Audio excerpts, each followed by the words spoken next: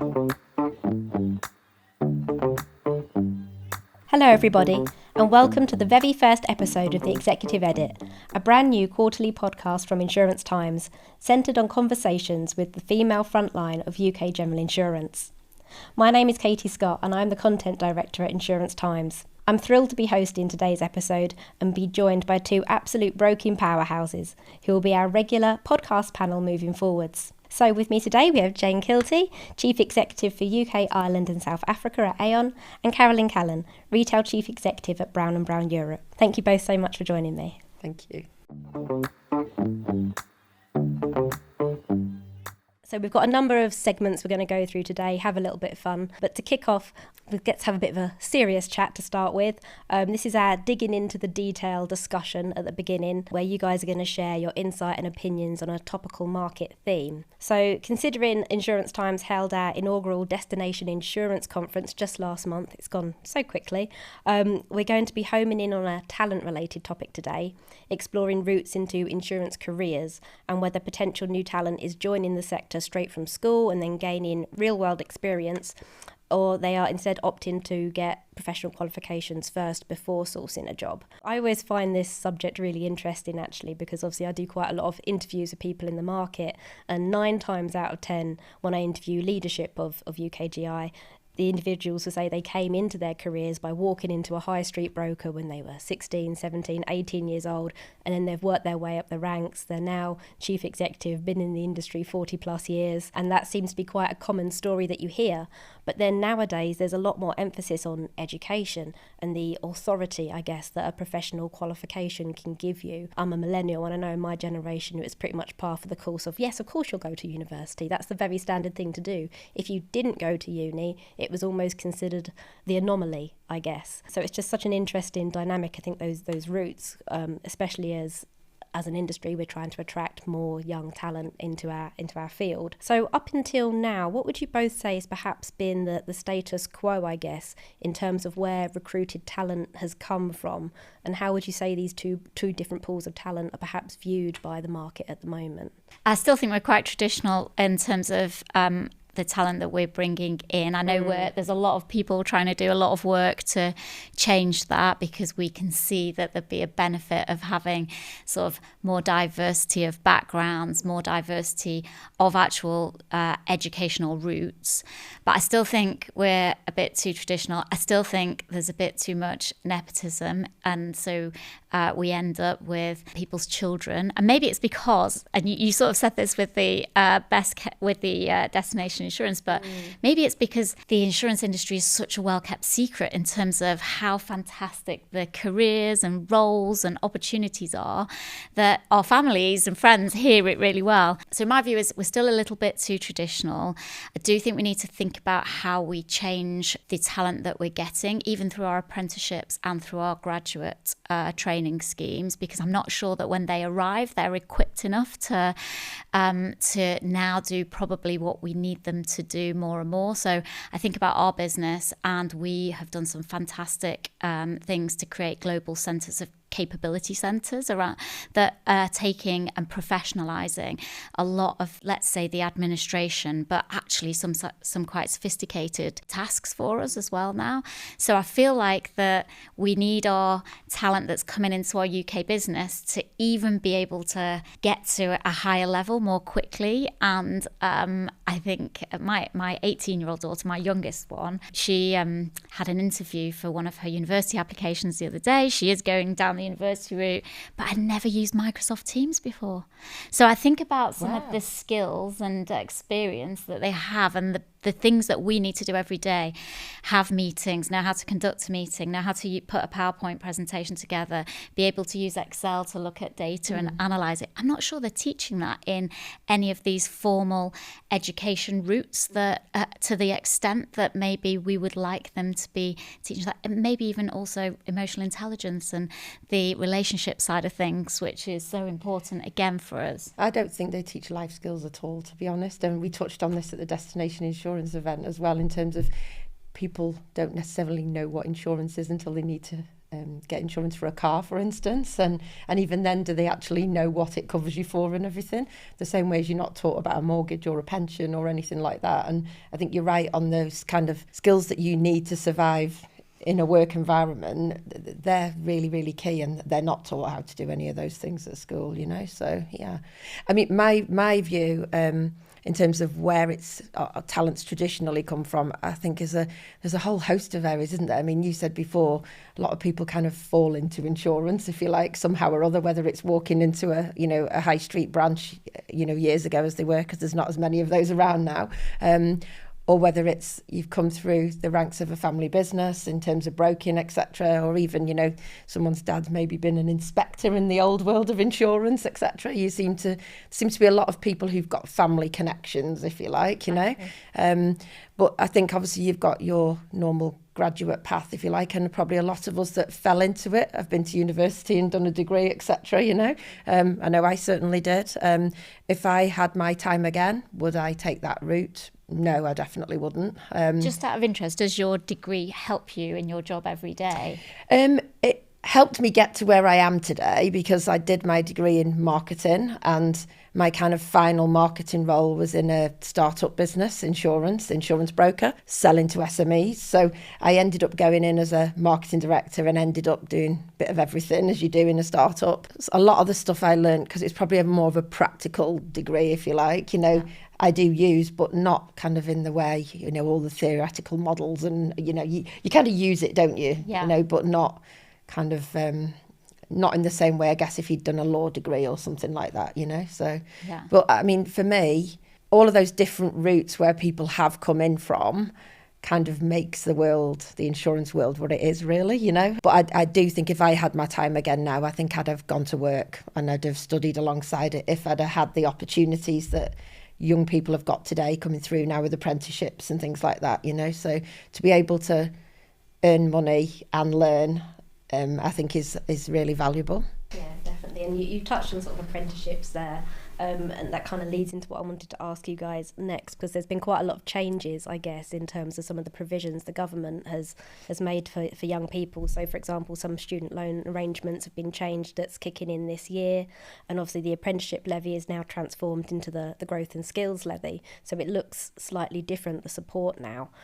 How do these changes really impact the routes into insurance careers, or even if there is an impact? I think the changes to the apprenticeship levy now moving to the growth and skills levy is something that we really as an industry need to harness, because it's going to give us a lot more flexibility in terms of it doesn't have to be, a long-term programme that you're going through, for instance. It can be much shorter bursts of development and education, a lot more modular. And I think it lends itself quite nicely to the professional study within insurance anyway, because that's very modular in terms of, the different sections that you go through to get your CAI qualification. So I think we really need to harness that alongside a lot of the press that there's been about the student loan situation recently, because, it is costing students a lot more money now to go to university. There's somebody on the news the other day that was saying that they're 90 grand debt already and they haven't finished. And that's actually quite scary as a young person going into the working world and not necessarily being guaranteed a job either.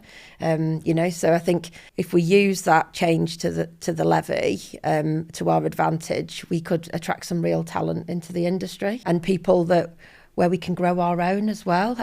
If they're coming out of, kind of sixth form, you've still got the opportunity to mould people. And I think when they've done another 3-4 years at university, their personalities are really starting to form at that stage. I think a young person is going to learn a lot more if we put them on a structured programme early days, all the stuff you were just talking about, Jane, and actually how to actually even operate in the world of work, if you like, I think that's right. I think that sort of what I was asking you about your degree, how much of it do you use now? I would guess that when we get a graduate into our business, maybe they use 20% of what they've learned formally through their education path. We're having to teach them when they arrive the other 80%, like how to conduct a meeting, how to use Microsoft Teams, or maybe the things that are not built into that path. So I'd say either we need to start really having a say and contributing more as an industry to what the degrees that are being offered. Yes. How do we structure them so that when somebody arrives after spending a lot of money and spending 3 or 4 years in that education, that they're in a better position to get the job in the first place, but then when they arrive that they're flying, and that they've got as many of the skills and experiences as maybe an apprentice who joined after school. And we find it's really interesting because also we do often find that graduate expectations are a lot higher because of course they've spent all that money, they've gone to university, they're seen to have a higher level qualification, whereas our apprentices are often more loyal because they've learned everything they know in the team that they're where they've been looked after and nurtured. So I'm sort of, I think anything that we can do more to have more apprenticeships. I am still worried because I said it before that I think it isn't just our business. I think there's a lot of businesses that would be looking at location strategies and moving the more early career type roles, maybe outside of country, whichever country you might be talking about, the UK.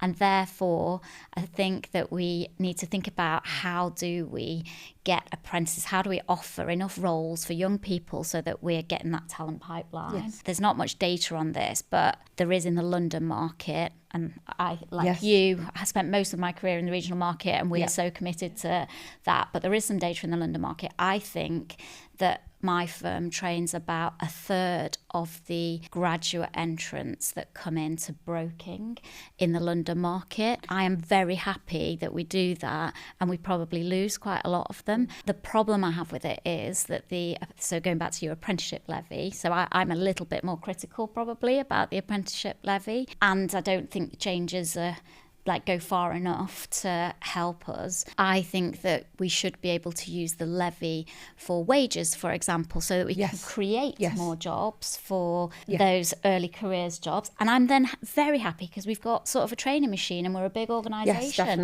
to train lots of people and then send them out into the industry. I know lots of other people do training, but some organisations can't afford to do it in the way that we are able to or don't have the infrastructure. So I think it's a shame that you can't use the apprenticeship levy a little bit more flexibly for things like to actually take on more. To fund like a year's intake, for instance, And they learn skills. So let's just say we can't keep them. We take on more than we need. They learn skills and work experience that are transferable into other roles, industry. I think it's interesting, isn't it? Because I think historically people would have probably thought that graduate is more likely to be a bit more mature and but I don't necessarily agree with that, because I think you've not been in a structured environment for 3 years really, whereas if somebody's come straight out of school and gone into a work environment on a structured apprenticeship, they're used to dealing with people. They're already building their confidence up, aren't they, and they're learning on a daily basis, even if that's just learning soft skills, in terms of how to function in a work environment. The emotional intelligence side of things. And I don't think you're necessarily learning that kind of thing at uni, so I guess some people see uni a bit more as a sort of free pass for all that social experience rather than an educational experience. But you can get that. I was just about to say, we're probably one of the most sociable industries that you could join. Yeah. And that's what flies under the radar, isn't it? That's what we need to perhaps sort of promote. The Insurance Times CEO forum that we had in November, I can't remember the girl's name, but she was from Clegg Gifford. Oh, yeah. And I loved how she summed up, her experience of insurance so far. I thought she was absolutely amazing. I actually spoke to her later on and I thought she was probably in her early 20s and she was only 18, so I got a real shock, But again, that just shows she spent 2 years working and she was probably so much further on than somebody coming straight from university would have been. I think there's something about the younger generations now as well, that they are, and I think it's because of social media, they're used to immediate, always feedback, and they like feedback. Like I think a lot of the older generations, we don't shy away from it. Correct. It's like we feel it's like criticism, or whereas I think that also makes the early careers guys that I see, they always want to do better. They always want to know after everything they've done what they could have done differently or better at. And I think that's fabulous as well. We had a kind of first programme of interns in this summer, which was quite interesting when you're saying about them having high expectations, if you like. And, I think they're only with us for 8 weeks. and there's only so much that you can give them to do that's like meaningful, if you like. Yeah. And that's a challenge, I think, when you first kind of bringing people in on those kind of schemes, you know, in terms of them, you get an overview of the business in 8 weeks, but you're not actually going to be kind of broken a policy or anything like that, you know, so yeah. And regarding the growth and skills levy, what would your advice be, I guess, to other firms in UKGI about how to really take advantage of what's available, really use it as a lever here? Any sort of tips or advice for people looking at what they can do with it? I think just make the most of it. It's there to be used. The larger organisations, we're paying into it. And it's making the most of that pot, really, isn't it? I mean, as you say, I think if we could use it in a slightly different way, that would be great. You know, making the most of that, whether it's to develop your people that you've already got, the talent that you've already got within the business, because apprenticeships don't have to just be early career, you know, or whether it's to bring new people in to, you know, to the organisation. We all just need to make the most of it, really, you know, so I think some of the new approach to the levy is also trying to get us to spend more of it on younger people. Yes. I don't like that either. Because I think especially like the skills change that we need as an industry in our whole working population with technology and AI advancements that are happening, I think that we should be able to use the levy to make sure that we stay relevant. Our existing and teams the are colleagues equipped. stay relevant. Yeah, exactly, because we want them to be brilliant in the new world. I think we shouldn't see training so much as a competitive advantage area. And you've started to do this, Katie, in your destination insurance campaign. My advice to other firms is come and ask if you haven't got a training program or you don't know we're all training each other's future teammates, aren't we? What I mean so, is like, why do we not do more of lift and drop? So if you've got ideas on how to use this new modular approach, then why can't we share a little bit more? I mean, I would really love to see some of us join forces in terms of your company. You're doing a lot already. If a few of us join forces in terms of how do we tackle the schools, how do we get out there and tell them what insurance is about and actually what a great place it is to actually work, you know? I stepped out of insurance for kind of 12 months and absolutely hated it. And, you know, I was working in Manchester City Centre in the middle of Bieber for another company in a different industry, and I was so jealous that I wasn't at Bieber. And you know, when you look back and you go, the grass isn't always greener on the other side. You know, I've had the most amazing career, and you know, I would encourage anybody to look at insurance as a career, being through the ranks, if you like. How do we go out there and talk about it with the passion that we've got for the business?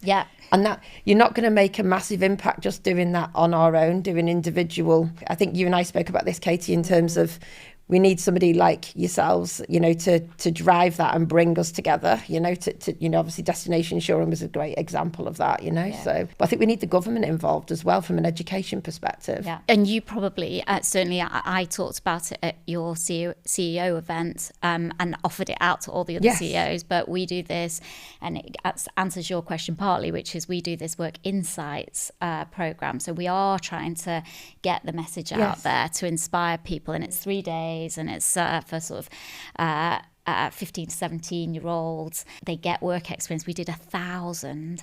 And going back to your point of like how passionate you are and how do you sort of get that message out, I think 1 in 10 of our colleagues got across the UK, 6,500, got involved in the Insights programme during the course of the last year. So they wanted to talk about how amazing our industry is.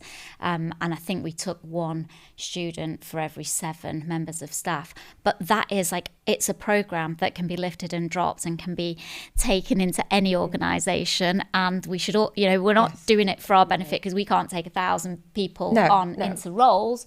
We're doing it for the industry to try to, and also to encourage it, going back to your point, which is like, what are the different routes in? We're trying to encourage less of the, yes, our family and friends know that it's a great career, but what about all of the people that live near our offices that haven't got parents or aunties or people that they've seen having a lovely time at Bieber or having a lovely time socialising in the market or doing amazing things for clients. So we're trying to get those experiences across in a 3-day window. Yeah, it's a hard ask, that, isn't it? But I mean, we've sort of circled around a lot of issues, but a lot of it does come down a little bit perhaps to prejudices maybe, or unconscious bias in a way. Sort of, I guess that's the other side of the reputation challenge. But do you feel there's any sort of market-wide different prejudices or unconscious bias on the recruitment side when firms are perhaps looking at candidates from different talent pools, I guess, versus school leavers compared to uni grads, for example? Can these be mitigated? What are they? Are you actually seeing any? I think historically there probably has been a bias towards a graduate's always going to be better than a school leaver, if you like, you know. I think the world's changed. And for me, it's about having the right attitude, the right personality, and the desire to want to learn and get on and be curious. If you've got that kind of in your toolkit, if you like, then we can train the rest in, can't we? We can train the technical knowledge in, you know. You can use AI for that bit now. But I think, you know, it is GPT. still down to the personality of somebody, isn't it? And almost if you didn't see someone's CV and, you know, you kind of had two people in front of you and you weren't kind of looking at it from that perspective, just in terms of they've got this level degree or what have you, and they've just got their A-levels, etc. For me, it would be about who's got the most potential to develop that's sat in front of me, really, you know. And I probably sound like I'm bashing graduates, because I'm not, because I was one myself, but I do think that there's room for everybody. You know, I think, you know, there's certain roles that will always need that kind of more developed thinking, if you like, you know. But I do believe that there's room for everybody in our industry, really. And we should have different levels of people, you know, experience, age, etc., coming through the ranks at any time, really, you know. Yeah. So, yeah. Yeah, and I think we've got miles better at understanding and being more conscious about our bias. So I still think there's always going to be a level of it. I would encourage everyone to think about how they are offering opportunities, and to try to think a bit more widely, and to try to reduce the amount of sort of nepotism that does go on in other, like, I'd like to think that, of course, I will, if anybody asks me for help with their network, generally I will help. That's not taking an opportunity away from someone else. If somebody asks me because they know me, if they can get an advantage in an employment situation, then the answer is definitely no, and I wouldn't give my kids an opportunity that someone else could have had because they're my child. Yeah. So it's got to be the best person for the job, hasn't it? You know? Correct. So yeah. But how do we get the opportunities out to more, you know, how do we make sure that it's a fair way of giving people opportunity, rather than it being like privilege because of who you are or who you know? Or so actually, I studied law at uni. You mentioned a law degree, and I do use my degree quite a bit actually in my job, only because insurance is contracts and it's legal liability, all that kind of stuff. I didn't go into the legal profession because my parents, like, they were working class, neither of them had been to university, didn't have professional roles. I didn't actually know anybody, and at that time I honestly feel that it was a bit more about who you knew than equal opportunity to get. And I don't think we knew as much then. It's a long time ago. I'm quite old. I don't think we knew as much then about how we create inclusive and processes, and how we remove bias from the processes and all that kind of stuff. So, but I'm delighted that I went to a graduate recruitment fair and came upon the insurance industry and found my way into the insurance industry. But I feel that is, you know, the perfect examples of how we can get things wrong. Yeah, definitely. And it's interesting because you've both come from such different backgrounds to then, I guess, fall into insurance, as we say. Just insurance, isn't it, when you talk to people? And I think that's something we also need to open our minds to a little bit more, that there are people out there doing other jobs at the moment that are nothing to do with insurance, that have got transferable skill sets. And back to it being about personality, attitude, confidence, you know, etc. You can take somebody that's in a different industry, and, you know, we're just bringing somebody into quite a key role for us this year, and they're not an insurance person. They're coming in because we see them as being a really strong door opener for us, and we'll teach them the rest of it as we go along, really. Looking at, different areas, to bring people in from it is really key, because it brings different diversity, it brings, different life experiences, etc. into the business, doesn't it? So, yeah. We just did a programme for displaced workers, in other words, refugees, basically, who often come with qualifications and experiences that they can't use in this country.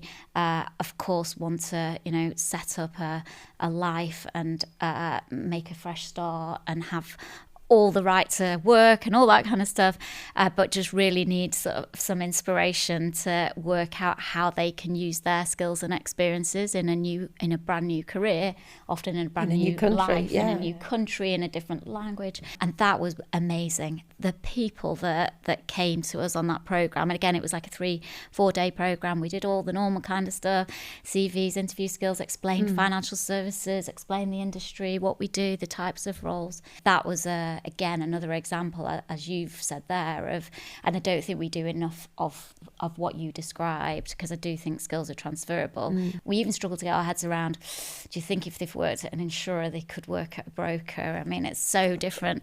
Case in point. A different mindset. Yeah. But we do struggle sometimes. There aren't many people who've done both sides of the fence, actually, when you talk to people. Or done them success. Or people would say not that it doesn't always work successfully, so it puts us off. But I think we need to be more open to bringing different talent. It's definitely useful having worn both hats, if you like, so because I think you understand, as a broker, your insurer partners are absolutely critical to the success of your business, and vice versa when you're on the insurer side of the fence, but you understand kind of what's important to the insurer or to the broker, if you like, so which helps strengthen your partnerships at the end of the day. So it should actually be an advantage. Yes. But I don't think we see that transition that often. I think we need to be a bit more open and understanding the skills, whether it's from completely different industries. Yeah, definitely. And sort of sticking to that a little bit in terms of your marketing background and then law as well. Why did you guys make the decision to then pivot into insurance? Where was that kind of switch for you in thinking,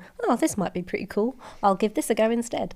Well, I said I couldn't get a job in the legal profession, so it was a right, what grad job, and actually just the people, and I can't say who they were now, but if they won't remember me either, but at this graduate recruitment fair that we're talking about the insurance industry, were just really energetic, passionate, inspiring, and then you start to learn about it. So that's for me. It was right. What could I do? And I feel also that I've used the skills that I did learn at university quite a bit. I'd done a number of marketing roles, kind of very small budgets through to larger budgets, and bigger brands and everything. And my last kind of pure marketing role was with Alliance and Leicester, their business banking side of things. So I was in FS, but not doing insurance. And I got approached about going in as marketing director for a new SME startup. So, and that's kind of how I fell into it. And I describe it as I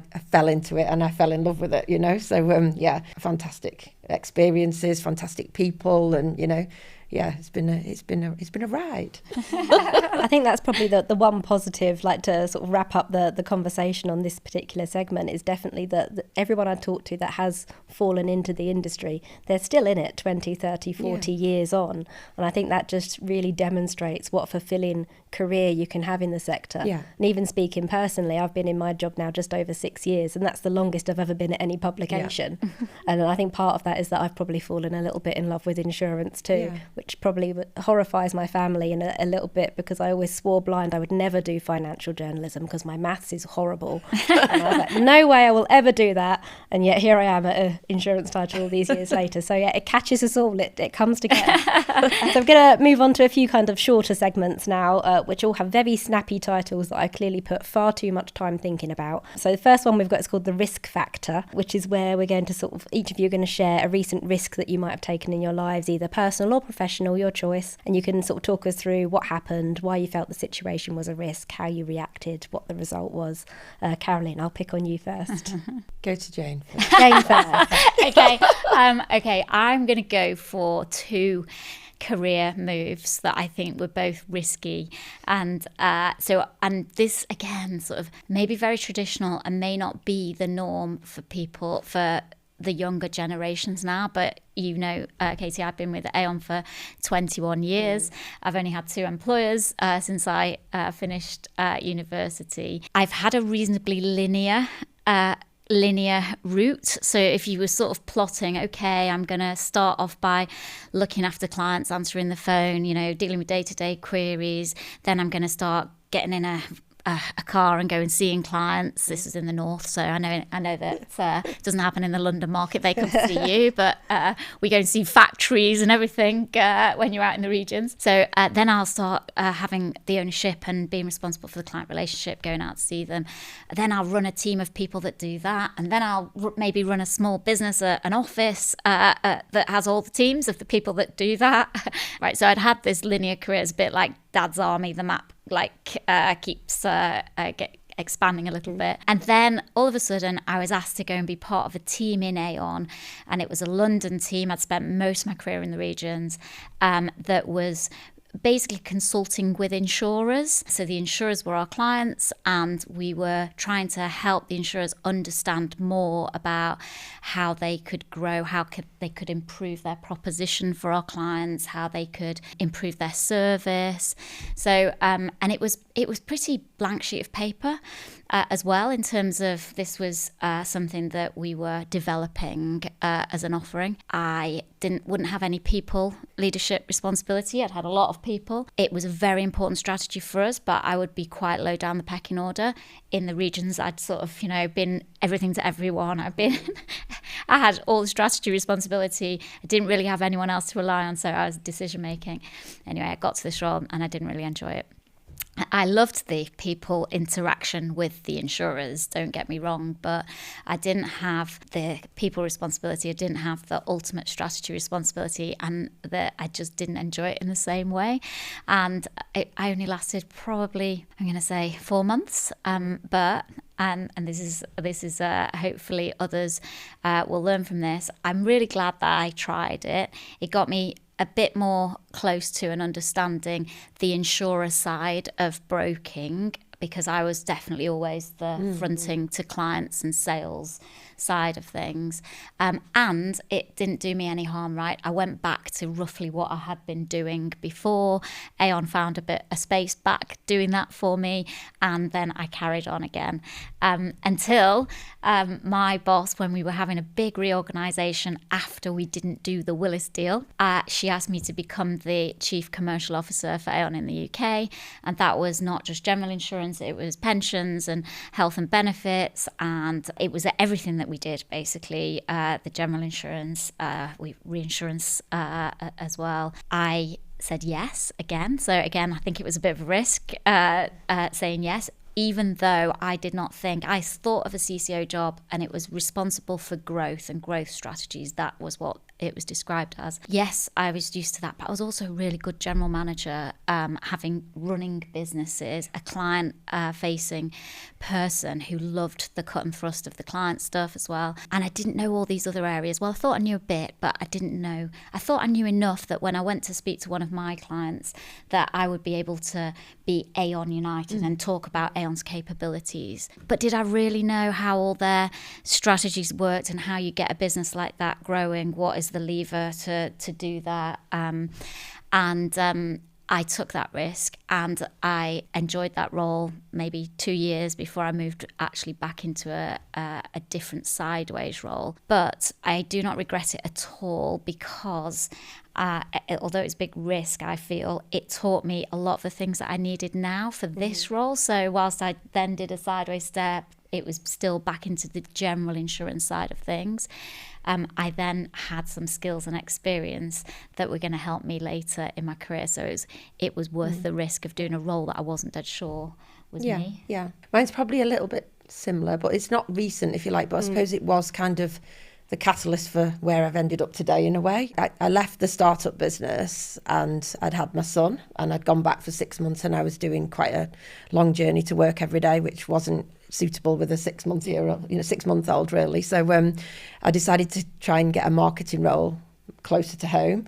So I ended up in Swinton. for an interview with their marketing director. Didn't get to see the marketing director, got sent in to see the business change director. We want to talk to you about setting up a commercial broking division. And I was like, that's not me, I can't do that. And went home, and it kind of pricked my interest a little bit. But then I was kind of went home and said to my husband, they didn't even talk to me about marketing. They've asked me to set this new division up for them and everything. And he was like, and that's what you've been doing? And I was like, well, I was marketing director. That's what I'm doing at the moment. And yeah, but you've been doing this and this and this and this, you know. And I went through that whole process and got offered the job. That was a blank piece of paper, literally, from a project right the way through to kind of 11 years later. And you've got kind of 50 locations all over the country. And you've gone through, you know, actually acquiring commercial brokers and having a regional network and everything. And for me, what I've learned from that over the years has been kind of that always doubting yourself and feeling like you can't do something. And I think women are bad for that anyway, aren't they? You know, so and it's interesting because did I ever think I would get to the role that I'm in today? Probably not. No. And this is probably the first time where I've never gone, I can't do this, or, you know, I can't do that role. That's not me, you know, that kind of thing. And I think it's probably because I'm getting a bit older. I've got a bit of confidence, and you've learned from everything you've done, because kind of now at Brown & Brown, the role I've got is a much, much bigger version of what I did at Swinton back in the day, you know. So, yeah, so it's quite interesting. But no, I think that was a big risk to come away completely from marketing, because that's all I'd done really, you know. But that was my first proper role into kind of operational leadership, if you like, you know. So yeah. And that's the bit that I love. I love the people side of things. And so yesterday I was out seeing one of our officers, and I left there kind of 6 o'clock last night to get my train, and I had a real spring in my step because I'd spent the whole day with people from the business, and that's a great part of the job, you know. Yeah. So yeah, no, it's great to hear, because in a way it's like these risks were then opportunities in a way. Even very if they much didn't necessarily pan out, you still learn something from them, don't you? It's just fascinating, isn't it, trying to pinpoint it all. Actually, and you're right. So the first one that I said didn't work, and I just went back to my old job. I did learn loads, not only to get close to the market, but I also learned what was very important to me in role, in a job. What you value and everything. I didn't realise when I went to that job how much I love leadership and leading people and being able to make strategic decisions. And so then you go, oh, now I know what I'm looking for in some of these roles, and what I shouldn't give up, because it's what really motivates me and energizes me. Yeah, totally. Yeah. I want to move on to our next segment. So this is movers and shakers, where obviously I think we can all appreciate there's a lot of people that move around in UK GI between, like you say, between brokers and insurers sometimes, or just between firms. So there's a lot of chopping and changing. So you guys must have your fingers on the pulse, I guess, for people moves coming down the line. So just thought it'd be quite interesting to get your take on a particular career move perhaps over the last quarter that you feel is perhaps exciting, or a good switch, or could be impactful, or you're just pleased for the person because you like them, whatever reason you want, but just to sort of hear about any people moves that you've heard of and that you think would be good. We have to do some, like, if we're going to do this on our next one, we'll have to try and be a bit more salacious about the whole thing. No, I'm really struggling with this question, Katie, to be honest, because I don't think there's been an awful lot of movement in our industry recently. I think we go through periods where there's people moving around all over the place. It's like an all or nothing. Because obviously you have one big move happen, don't you? And it's almost a catalyst for a whole load of other moves. And it's felt like there's not been any big names moving around. Well, I'm going to go for one internally in Aon, just because I'm proud of it, as you said there, which is Joe Pizer, who is our global head of commercial risk, has just been appointed. I think it's been announced today, hopefully. He is going to be the head of risk capital. And the reason for Aon, and I'll explain what that is, but the reason I like that is because it's working so well for us. And I think that other organisations will probably start to think similarly, but how do we join up reinsurance and insurance? And how do we make sure we use data and the understanding we get from looking after insurance to help our clients and to sort of drive analytics and understanding through to the whole business. So it's exciting that Joe's gone from the commercial risk, which is the insurance bit, now to the whole of risk capital role. So it's a good one to plug there. It's always nice to shout out about people that have been doing, I guess at Insurance Times we've had a few people moves lately, so obviously I've been... It's obviously yourself. I don't know if I count myself as a mover and shaker taken necessarily, but it's definitely. exciting. No, I think you are in our world. Yeah, no, it's good news. So yeah, just to sort of, for anyone who hasn't been made aware, obviously I'm now content director of Insurance Times and Strategic Risk, which is one of our sister titles, and my lovely deputy Yanis is now editor of Insurance Times. So do tap him up if anyone wants to send any news his way. And congratulations. Yes. Thank you very much. And to you both, to Yanis as well. It's very exciting at Insurance Times. We've got lots going on. To wrap things up, because this has probably been one of the most enjoyable hours I've ever spent, but do you guys want to play a game? So last bit we've got is jargon joust, a bit of word association. Right. So just going to play a little word association game between the two of you, where I'll give you a word that linked to our earlier discussion, and then you just play a word association game. So for example, if the word was bread, you could say white, and then the next person could say snow, because snow is white. Goodness. So just very, very casual game. Today, this is where two of us that have always got too much to say will be stumped now. Yeah. But you can't repeat any words that have already been said. Okay. Is there a mallet as well? I'll bring that in for next time. Yeah, Okay, today's word is profession. Jane, profession. What's the first word that comes to mind? Qualifications, Learning, skills, expertise, apprentices, graduates, young people. Oh, that's 2 words. Is that? Oh, am I in trouble? pathway, Mountain, That's a good one. journey, map. career, Ooh, she brought it back. Insurance, broken, Now you've got to try and sum up broken in one word. deal. renewal, No, I'm dead. Buzz. That wasn't very exciting, was it? You need to come up with a bit edgier word next time. Okay, I'll give you some we need options. to get better. I know we do. There's Should a couple we of bits there we practice need to get better at. Yeah, Yeah, definitely. Maybe we practice it over a glass of wine next think time. so. I think that would definitely be. Sounds fantastic to me. But thank you so much. This has been absolutely brilliant. What a way to kick off the new podcast series. So thank you so much to Jane and Carolyn. It's been absolutely fantastic chatting to you both today for our very first episode of the Executive Edit. Already looking forward to our Q2 episode. So from everyone at Insurance Times, thank you so much for joining us, and we'll see you all in the next one. Thank you. Thank you. Thank you. Thanks.